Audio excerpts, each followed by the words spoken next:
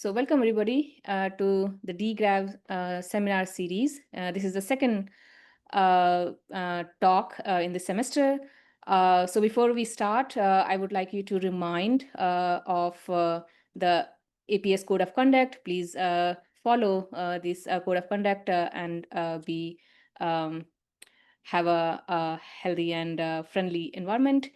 The second thing is that if you see in my screen, this is a advertisement for the DGRAV seminar series.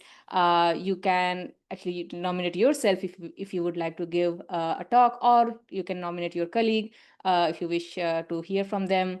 You can also access the schedule and recordings of the seminars on this using this QR code. And if you're not a DGRAV member, and if you're here through APS membership, but if you're not a DGRAV member, please join. It's a cool group.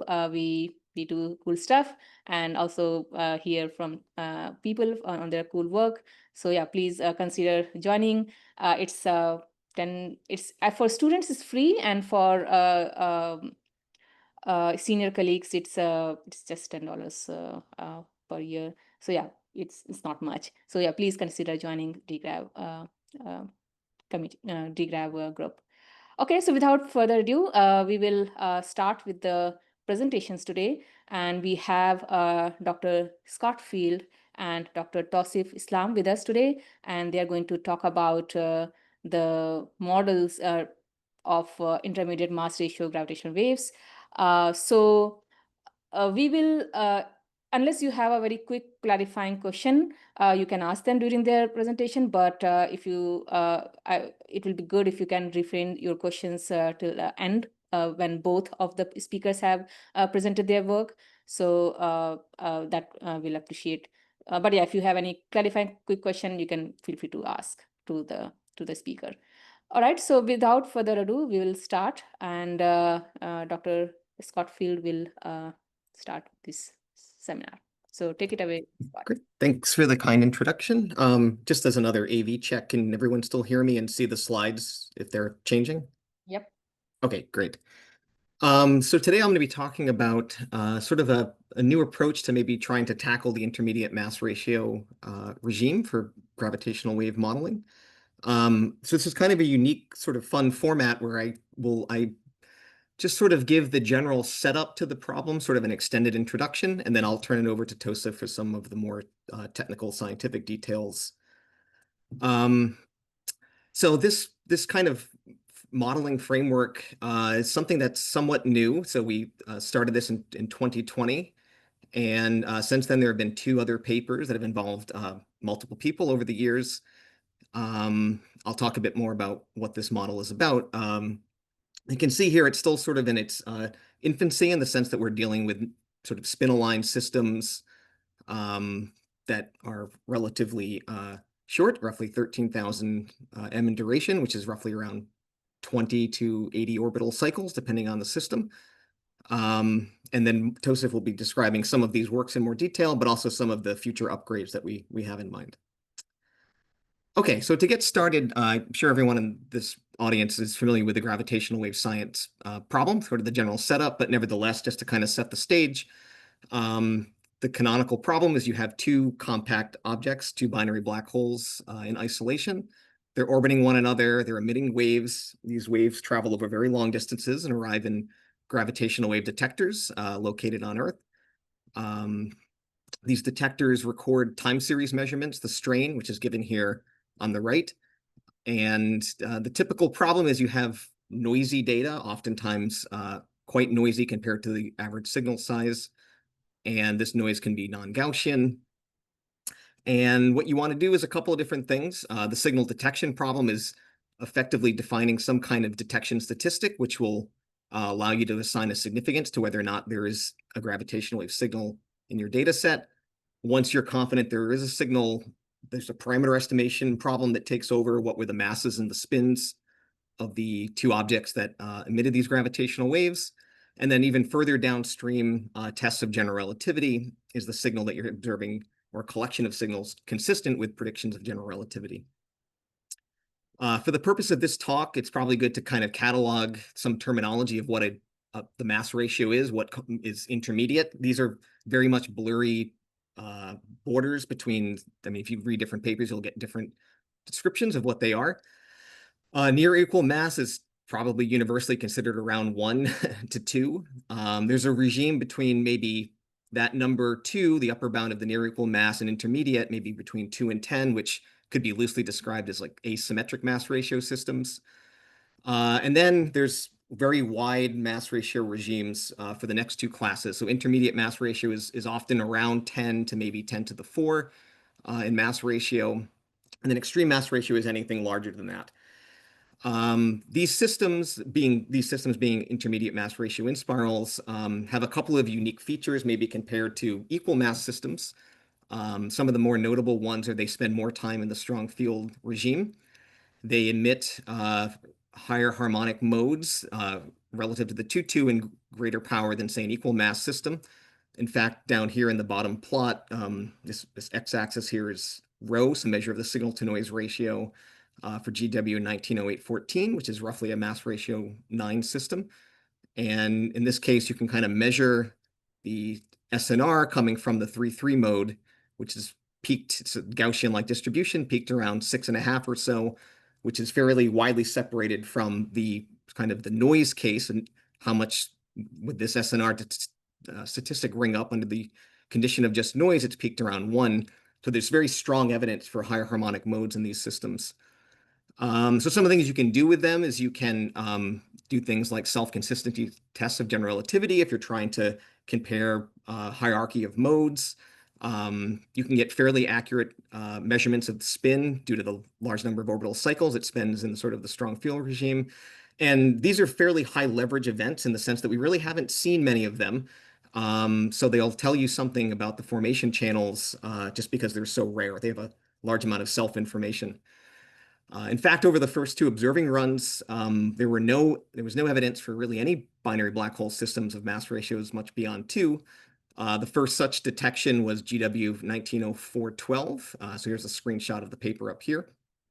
And then shortly thereafter, a couple months later, GW 190814 was another event that had a fairly large mass ratio up to about 9. Although that second compact object there, at least my understanding is it's still kind of ambiguous what it is, if it's a very light black hole or a very heavy neutron star. But nevertheless, whatever it is, there are two events that are sort of mass ratios that are clearly separated from sort of this equal mass distribution. LIGO also does searches for primordial mass black holes. So there's really been no evidence of that yet. These are somewhat different scenarios where you have a stellar mass black hole and a very light primordial one, and the mass ratios there would also fall comfortably into the intermediate mass ratio pocket of our categorization. So that's the status of things as of GWTC3. Very recently, many more events, I think there's 218 now, have been detected by the LVK. So here's a plot of all of the events. Each one of these gray lines here, though sometimes they're color-coded, they're special events, is effectively a two-dimensional posterior projected onto the total mass and mass ratio plane. And these curves, like we can just look at the purple one here, 95% of the probability distribution of the posterior lives within this region. And so if we kind of look on the mass ratio y-axis, you can get a sense for how asymmetric these systems typically are over the full GWTC4 catalog.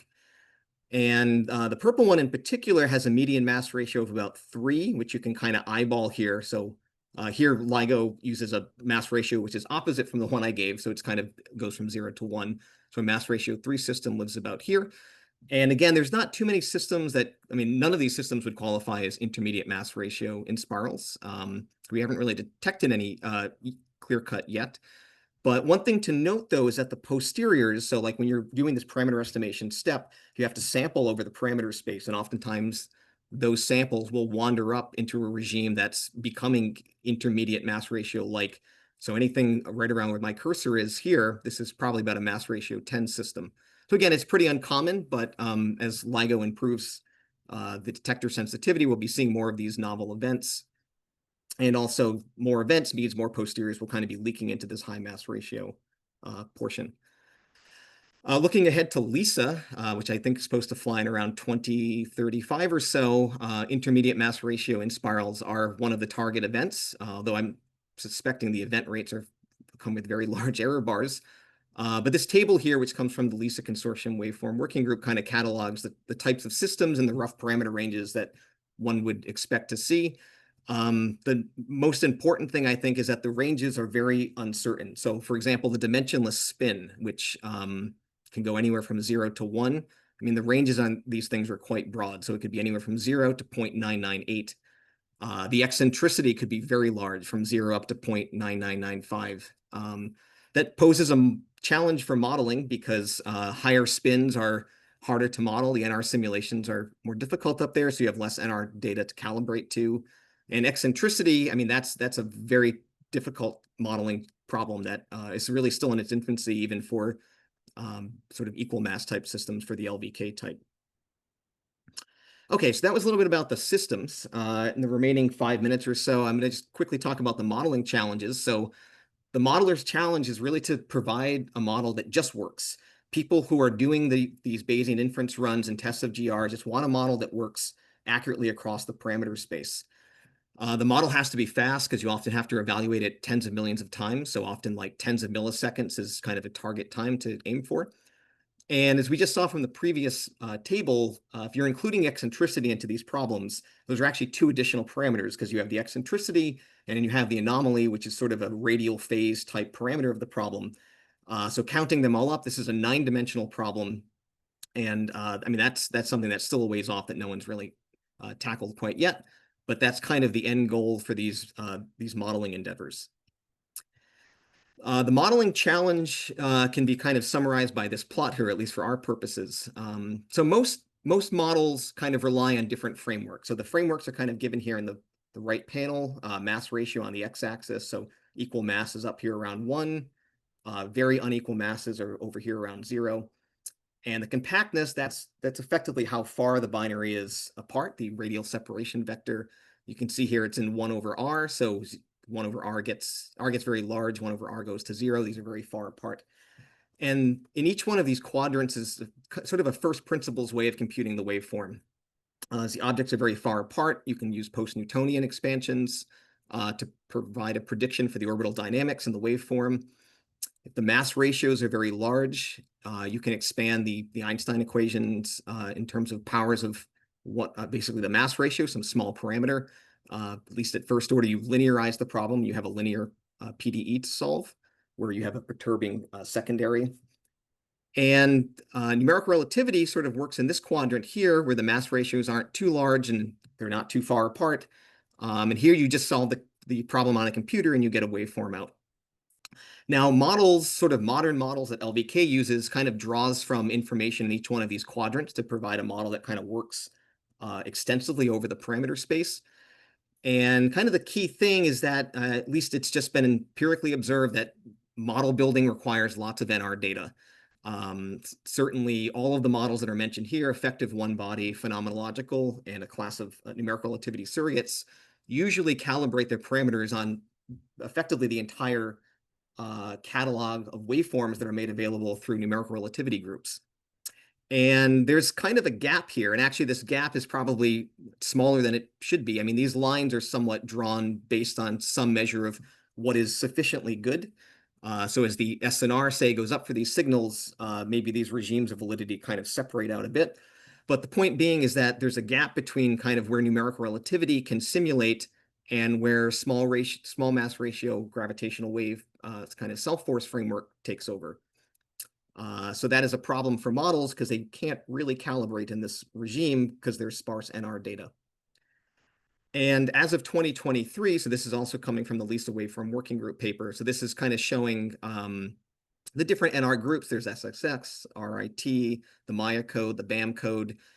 These are some of the groups that maintain public-facing NR waveform catalogs. And you can see here, I mean, the one that's most important for us is the mass ratio Q.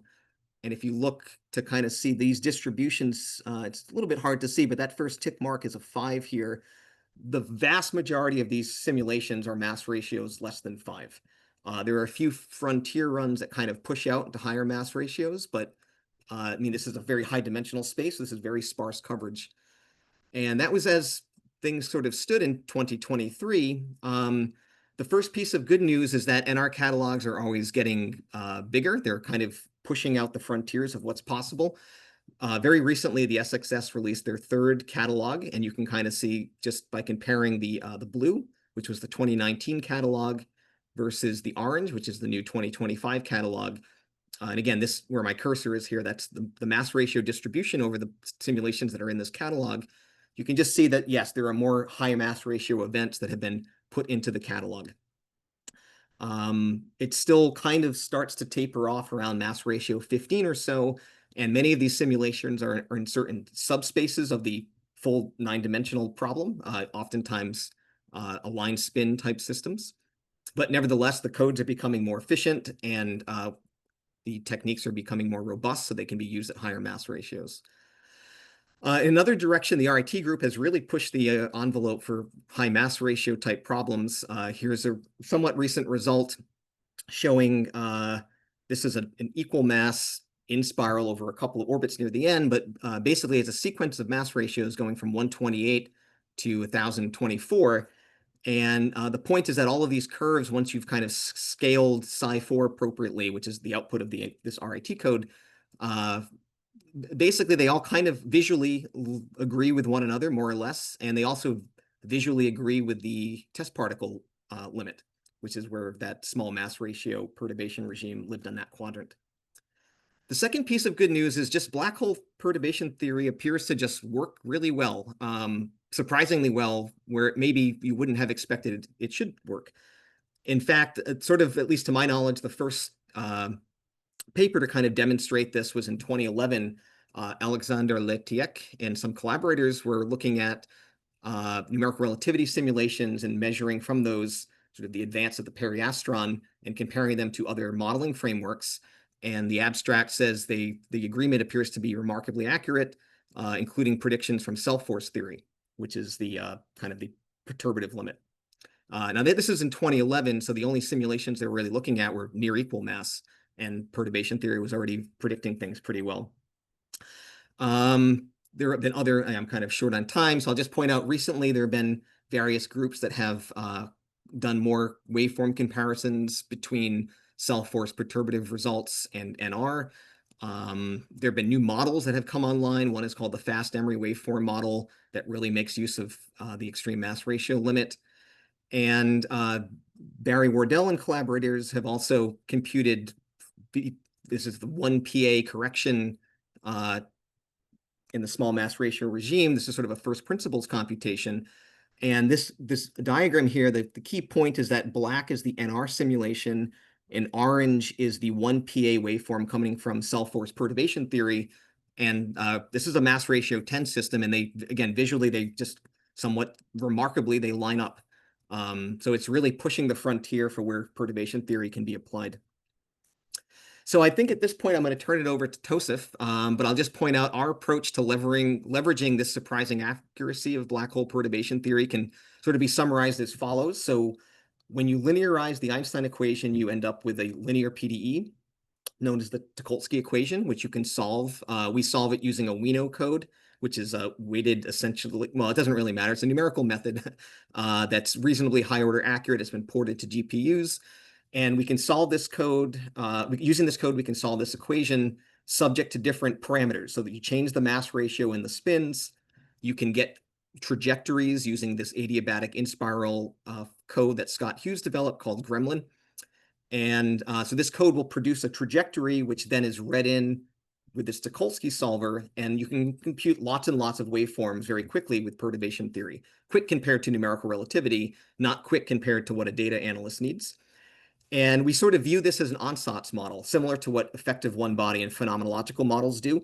It's a base model, which the first key point is that it appears to be reasonably close to NR already, where mass ratios are, say, between 5 and 15, where you can kind of do the comparisons. And this means the calibration parameters turn out to be fairly simple. Simple in the sense that they're easy to model. And that's sort of the first key point, and kind of viewing this approach as calibration to perturbation theory. And the second key thing is that even having done this calibration step, the model would still be too slow to use. So there's another collection of tricks called surrogate modeling, which I think Tousif will briefly touch on as well, which kind of turns a slow model into a fast model. And these two things together is one way to enable this sort of framework to be applicable for a data analysis purpose. Okay, so how to do this combination and some results. So I think at this point, I'll turn it over to Tousif to provide those details.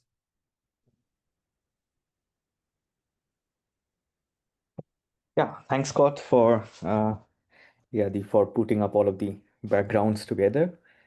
So I think I'll screen share and okay, hopefully, yeah. Can you see my screen, everyone? Yep. Okay, perfect. All right, I will now mostly talk about how we are using the perturbation theory results and then complementing it with some information from numerical relativity to build a model that is accurate enough in the intermediate mass ratio regime. So, okay, so this talk would mostly be based on a couple of papers that I'm presenting here, where the first three and first four papers basically provides you these models for waveform and remnants based on perturbation theory and NR that goes from near comparable to large mass ratios. And then also one of the recent paper where we discuss even when you do not use any calibration to the perturbation theory, how the perturbation theory result for the spins is already pretty close to what you get from numerical relativity, even in the comparable mass regime. Okay, so the first thing that I will discuss is a simple but non-trivial scaling between a linear perturbation theory result for the binary black hole waveforms to the nonlinear numerical relativity result. And the scaling is what we call the alpha beta scaling. And then in the second part, I would describe how we can exploit this alpha beta scaling to build a first data-driven surrogate model where you could provide accurate waveforms in seconds compared to, let's say, a couple of hours if you use just perturbation theory. And then I will show some plots which will validate our model, which we call the BHP-TNR surrogate model, against some of the numerical relativity results. And after that, I will compare it against some recently obtained result from the second order cell force theory, which Scott just mentioned, in the non-spinning quasi-circular limit. And we'll show that this alpha beta scaled linear perturbation waveform matches the second order cell force waveforms very well. And then finally, I'll come to the point where if you do not do any of this calibration, even then how the perturbation theory result in the spin sector matches the numerical relativity quite well.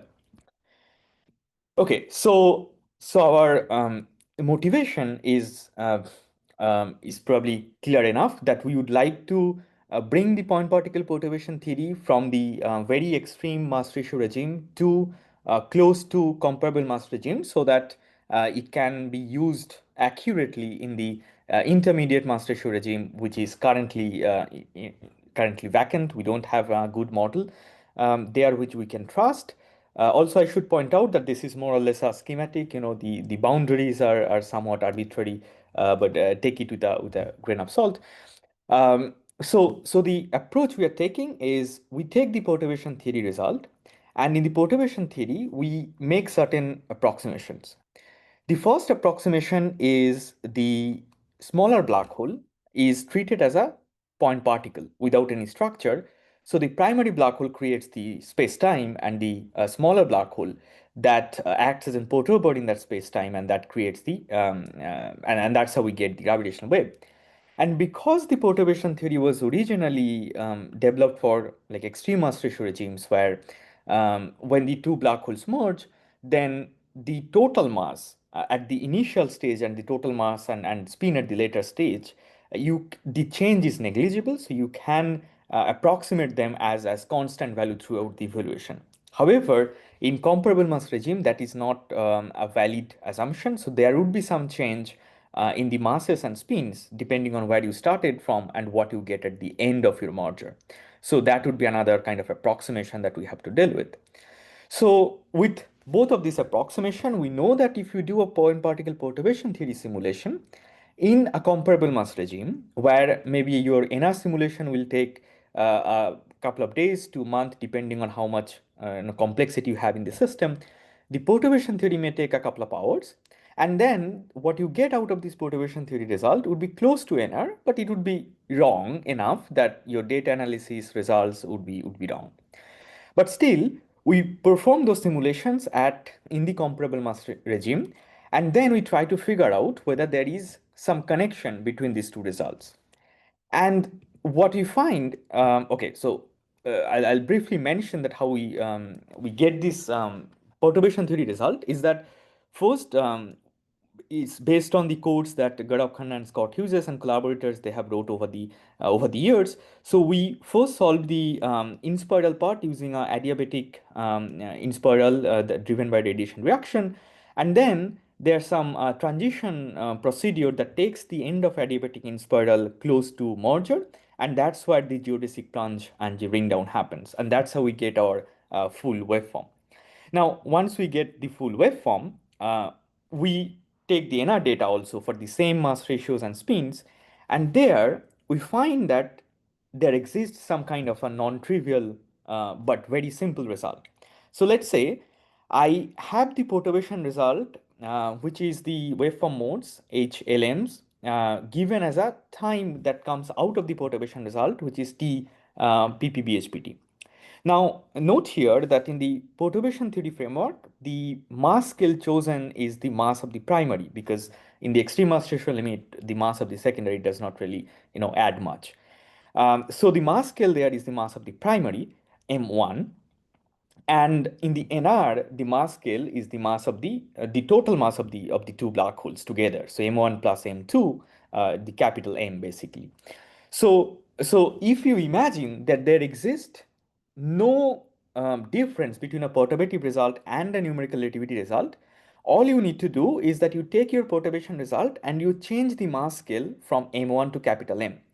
And that should give you the numerical relativity result immediately.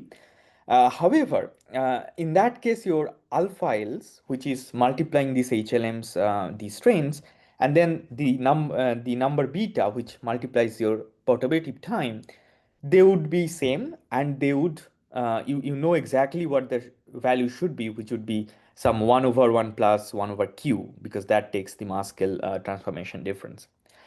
However, that does not happen, but rather what we find is that some different value which depends on the mode index L for the strain, and a value beta that scales the time, but that does not depend on the mode index L or M. When you multiply your perturbation result in that way, then that modified perturbation theory results becomes very close to the numerical relativity result. And this is the particular scaling that which we call the alpha beta scaling, and I'll repeatedly refer to this as alpha beta scaling. So this is an example of how this works. So I'm showing two different modes here, the 2-2 and the 3-3 mode for I think a mass ratio of 6 event here, a mass ratio of 6 binary black hole merger. And then in the left, I have the perturbation waveform in red before you do any calibration.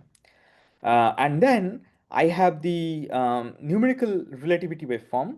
Here, instead of using the numerical relativity, we use a surrogate to the numerical relativity, which retains this almost the same accuracy of the numerical relativity waveforms in black dashed lines. So what is interesting here is that you look that the amplitudes of the perturbation results and the NR results are different for both the modes, but also the phase evolution is different between them.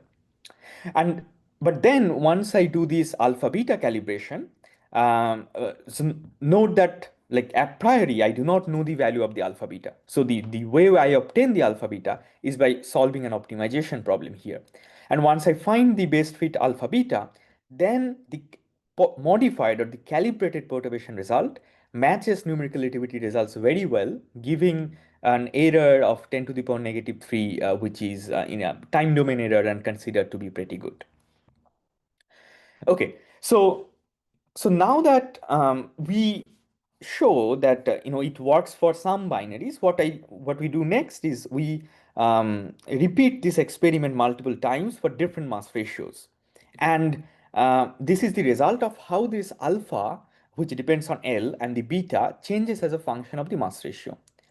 And note that I also mentioned that if there were no difference between perturbation and NR, it would only be a mass scale transformation, and which is this 1 over 1 plus 1 over q factor.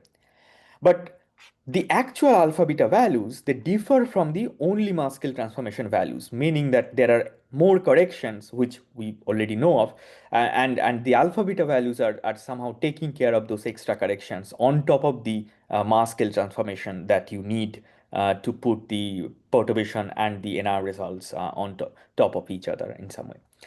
And also it's interesting is that when you look the alpha values from L2, which is the quadrupolar mode, to the higher order L values, you see that you need more and more corrections to the perturbative results. So the like the higher order perturbation results that is needed to make the perturbative results match NR would be more and more important as you go from the quadrupolar modes to the higher order modes.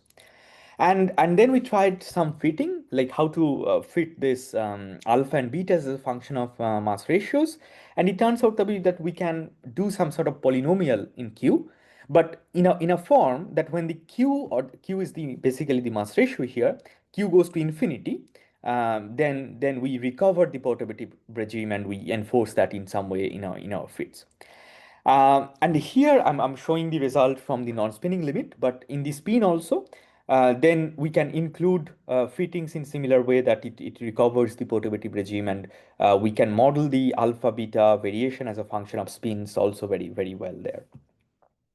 Okay, so this is more or less the phenomenology of the scaling that takes the perturbation results close to NR results.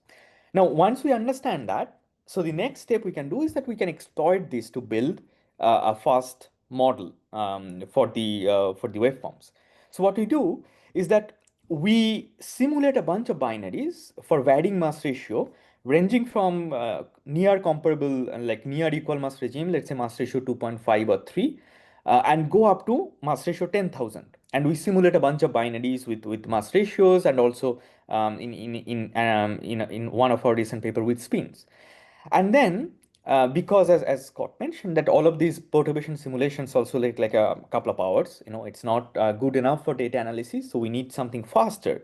So we came up with some data-driven surrogate models that is trained on this data and build some some model for this perturbation waveform. And then we focus on the comparable mass regime, let's say mass ratio 2.5 to 10, where we also take the corresponding numerical relativity data. And with this numerical relativity data, we obtain these alpha beta values. And once we obtain these alpha beta values for different mass ratios and spins, we then build a model putting out the correct perturbative, like large mass ratio limit, that how alpha and beta that changes as a function of parameter space. So now all we need to do is if we want to generate in our accurate waveform from perturbation theory or from modified perturbation theory, we generate the perturbation theory waveform using this surrogate, which only has the linear order information. And then we also generate the alpha and beta values from our fits. And then we combine these two together to give a result or waveforms that matches the numerical relativity in the comparable mass, and hopefully we'll show the results, but also in the which would be remain accurate in the intermediate mass ratio regime. And when we build this model, so this is kind of the parameter space that we had. So in the left, I'm showing the parameter space we used for the non-spinning model. So we had the perturbation training data from mass ratio of 2.5 to mass ratio 10,000. And we build one single model that goes from comparable to large mass ratios. And then from mass ratio 3 to 10, we use numerical relativity data where we have learned the alpha beta values. And then we build the whole model together. And after that, we used two high mass ratio SXS numerical relativity data at mass ratio 15 and 30 to test our final model. We also used two data points from the RIT group at high mass ratios 15 and or 16 and 32 to do the same set of validations there. And then in our second model, which includes the effect of spin also, we simulated perturbation waveforms from mass ratio 3 to mass ratio 1000, and our spins on the primary black hole, the larger one, goes from spin of negative 0.8 to positive 0.8, and then we built our surrogate model based on this, and then similar to the non-spinning model, we learned the alpha beta parameters from numerical relativity data up to mass ratio of 10, and we applied that on top of our linear perturbation waveforms. And the end result is something like that. So what I'm showing here is the frequency domain mismatch between our final model waveform and the numerical relativity data, which is weighted by the LIGO sensitivity curve. So if this mismatch is less than 10 to the power negative 2, typically we consider that model to be good enough for detection and data analysis purposes. So if you look at the first, the non-spinning model, which is the NR's BHPT NR surrogate 1D Q1E4, as I increase the mass ratio from 4 to 8 and 9, in the high mass ratio regime, our mismatches become better and better, because that's what we expect, that our model, both the numerical relativity, both the perturbation results become accurate as we go from equal mass to high mass ratio.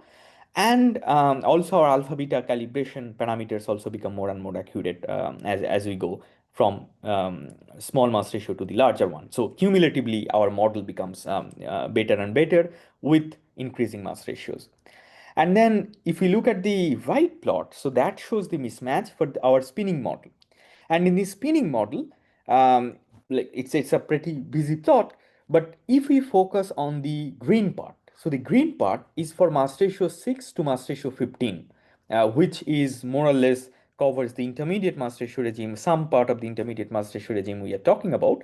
So for those points, we see that our mismatches are mostly below the threshold, indicating that this model is fit enough to do detection and some of the data analysis. Okay, so now we'll show a couple of plots showing that how our waveform matches with numerical relativity. So this one is at mass ratio of 15, spin of 0.4 on the larger black hole. This is an SXS simulation that we have taken. And then I'm showing the calibrated perturbation waveform on top of it for three different modes, the 2, 2, 3, 3, and 4, 4. And you could see that for all of them, visually they are on top of each other. And if you calculate the errors, you'd, as I have shown in the previous plot, that your mismatches would be less than 10 to the power negative 2. So this kind of shows one validation that with the higher mass ratios, our model is becoming really, really accurate here. Now, just for fun, we can also ask that how much we can push this this framework. So we calculate the waveform at mass ratio 1.2, like very close to equal mass regime, and there we find that our calibrated perturbation result is pretty close to numerical relativity waveforms up to merger, and in the merger there's some extra difference. Now, as I mentioned, that one of the approximation of the linear perturbation theory is that you start your simulations and your mass and spin does not change throughout the evaluation. However, that's not true. And in actual situation, the mass and spins evolves with time, and that evolution is more pronounced in the equal mass regime. So as you go towards equal mass, this you will see more and more differences at the ring down part. So we had some fix to that. I'll not go much into the details, but what we do is that we also self-consistently build the fits for the final mass and spins around merger, starting from the initial part of our perturbation data, and then we incorporate that information into our framework, and once we do that, then we can show that our remnant informed perturbation theory result, which is the red one, that matches the NR or the NR surrogate, which is a proxy of NR here, pretty well for even for mass ratio 6 or 8. And this effect would be negligible once you cross mass ratio 10 and so, because the changes in the final mass and the final spin compared to the initial mass and spins would be very, very, very small. But this is just to show that there's some fix if we ever need to go towards also comparable mass regime in some way. Because, I mean, when you do the data analysis, there might be some situation where your posterior is quite wide and you might also need to have some support in the mass ratio 6, 8 or so. Okay. So then we come to some intermediate mass ratio validation. So what I show here is our waveform validation against mass ratio 30 SXS numerical activity data. Again, I'm showing three different modes, 2, 2, 3, 3, 4, 4. And the NR is red, and the calibrated perturbation result is on top of the NR result for all of the modes here. And just to note here, that I am not doing on the fly calibration here. Like for this mass ratio, I'm not really obtaining the alpha beta calibration parameters by matching it with NR. But the alpha beta are obtained by the fits that we have constructed using NR data up to mass ratio 10, and then I'm extrapolating them at mass ratio 30, and still they are matching very well to the actual numerical activity data. Okay, and then we took some high mass ratio numerical activity data from the RIT group that goes up to mass ratio 128 or beyond. While some of these waveforms may have a little bit of error than we were using before, still it's a pretty good check for qualitative purposes. And what you can see here is that if you just take the perturbation result, and try to match it with the actual RITNR data, which is the black lines here, they don't really match well for the higher order modes. As you go to the higher and higher order modes, this effect would be more pronounced. But the correction, once applied to the perturbation result, then it matches qualitatively the RITNR data pretty well with increasing mass ratios and with increasing mode index. That shows there some consistencies in our framework and put some more faith in a qualitative manner here. Okay, so after that, we don't stop here. We use as much information as we can do to do as many validation as we can perform and to provide more faith on our waveform modeling approach. And for that, what we also do is we take the second order cell force result, mentioned as the GSF result here, from the recently obtained result that Adam Pound, Barry Waddell, Niels Warburton, and collaborators have recently found for the non-spinning binary black holes in the in-spiral part. And then we take their waveform. We also take our calibrated or scaled perturbation waveform, and we test against a numerical activity data at mass ratio 4. And we find that visually, all three agree very well in the in-spiral part.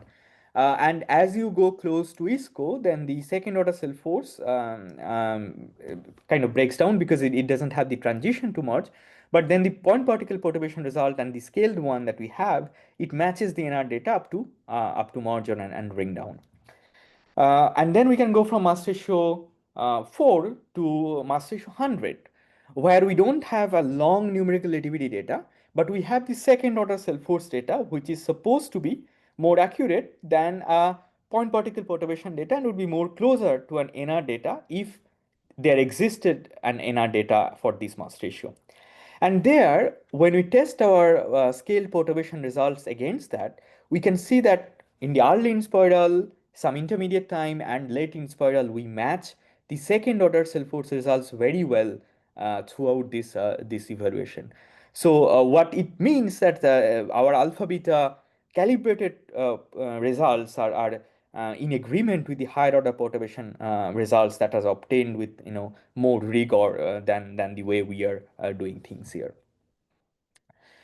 Okay, so after that, what we do is that we find some interesting feature while working on just building the models without trying to think much of the physics that is going into it. And one such interesting observation is how the alpha and beta parameter varies when I vary the spin of the black holes. So what I do here is that I'm just showing beta, but it also true for the observation is also true for the alpha parameters, is that for different mass ratios, as I vary the spin, the change in the beta parameters and in alpha parameters are negligible. Now, this makes our modeling for the spinning binaries very easy, but it also, uh, you know, it like we also need to ask the question that why it is so it is so simple, and why the calibration parameter does not really depend on spin much. Does that mean that the perturbation, linear perturbation theory results, when you look at the spin corrections, is already very close to the numerical relativity results? And that's what we would be answering in the next couple of slides here. So to investigate this, what we do is that, very similar to what we have done before, is that we come to the comparable mass regime. Comparable, and there, even though we know that our linear perturbation theory result would not match NR very well, still we simulate NR perturbation waveform with spin, and we take the numerical relativity data with spin from the SXS catalog. And once we do that, then you compare these two waveforms and they don't match, obviously, because we are missing the higher order corrections there. But as I mentioned, that we are interested in the question that whether the spin effect in the perturbation and the spin effect is NR is almost close to each other. So to do that, what we do here is that we construct some quantities which we call the spin enhancement factor. So you look at the NR data, and there you take your complex valued spherical harmonic modes, and then you look at the real valued amplitude of that. And for the amplitude, you take the amplitude of the spinning waveform, then you turn off the spin, and then you get you also take another simulation where the spin is 0, but the mass ratio is same. And there you also calculate the amplitude. And then you take a ratio of that, of the spinning amplitude and the non-spinning amplitude, and you call that the spin enhancement factor, LM amplitude. And then you do the same thing for the frequency. So the frequency would be, you take the phase of the complex valued spherical harmonic mode waveform, and then you take a derivative of that, and that would give you the frequency omega, and you do the similar thing there, you construct the ratio. And you do the same thing in NR, you do the same thing in perturbation. So the idea here is that your non-spinning limit values would be different in NR and perturbation, because in perturbation you are missing the higher order corrections, you are missing the finite size effect, the finite size of the secondary black hole, and you are missing the second order, third order perturbation results in your non-spinning limit. But when you go to the spin, if you can take the spin effect out of the waveform, then they should agree. And that's why we construct these quantities. And when we plot these quantities for two different, like a couple of different systems, but I'm showing you just two. So the upper one is for mass ratio 8 and spin 0.5. The lower one is for mass ratio 6 and spin 0.4. And I'm plotting the amplitude and the frequency enhancement factors. So the solid ones are blue, and the solid ones are numerical relativity, and the dashed ones are the perturbation theory results. And what we see here, that these two agree very well to each other up to this gray region that I have shown. So the gray region is the end of, is where the adiabatic in spiral has ended, and you are in the transition region. So up to this gray region, you could see they agree very well. So it shows that the linear order perturbation theory has already enough information about the spin sector of the binary black hole problem. And similarly, you could now construct another quantity, which is the delta phi orbital post adiabatic spin. So what it means is that you take, if you have a non-spinning perturbation theory orbital phase, and then from somehow, from the NR data for the non-spinning limit, if you can calculate the post-adiabatic or the higher order perturbation correction in the phase and just add it on top of the perturbation result, even for the spinning result. So what would happen is that this quantity would tell you that how much more correction is needed in the spinning sector in the orbital phase after you incorporate the higher order correction in the non-spinning sector. So like a schematic could be here. So for one particular case, mass ratio 4 and spin 0.4, what I show here is the difference in the phase between NR and perturbation, which is the blue line here. And then the correction in the perturbation theory orbital phase needed to match the numerical relativity result in the non-spinning limit is plotted as a black dash line, so it is very close to the spinning correction needed. And then if you take a difference that what is the correction needed for the spinning sector after you already made a correction in the non-spinning sector would be the green line here, and which is already very small, like 10 to the power negative 2 to 10 to the power negative 1 up to the end of the adiabatic in spiral, showing you that the perturbation theory already have enough phase information in it in the spinning sector. And then for comparison as a benchmark, you can also take the same NR simulations but done with two different resolution, and you take a difference between their orbital phases, and that is plotted as this violet line here. And you could see that the difference needed in the spinning sector or the post-adiabatic correction needed in the spinning sector is pretty close to the numerical resolution error, meaning that you can already provide a good enough some sort of a base model for like from perturbation theory itself. And after that, what you can do is that you instead of performing it for one binary, you do it for a bunch of binaries. So we have done it for like 43 numerical relativity simulations, and we have found that the spinning correction needed there is almost very small. And as you go to mass ratio 10 and beyond, those corrections are already within the numerical relativity resolution errors, meaning that you could already provide or like pretty good base model, like based on just a spinning result coming out of the perturbation theory. And one example that I would show here, I'm almost towards the end. So imagine in your intermediate mass ratio, you have some numerical relativity data, and with spinning, as you include more and more spin in your NR, it gets more difficult to perform all of the simulation. It takes more time, but then you can also perform a much cheaper perturbation theory simulations there. So you take your numerical relativity zero spin result, and then as I showed previously, that this scaling that takes this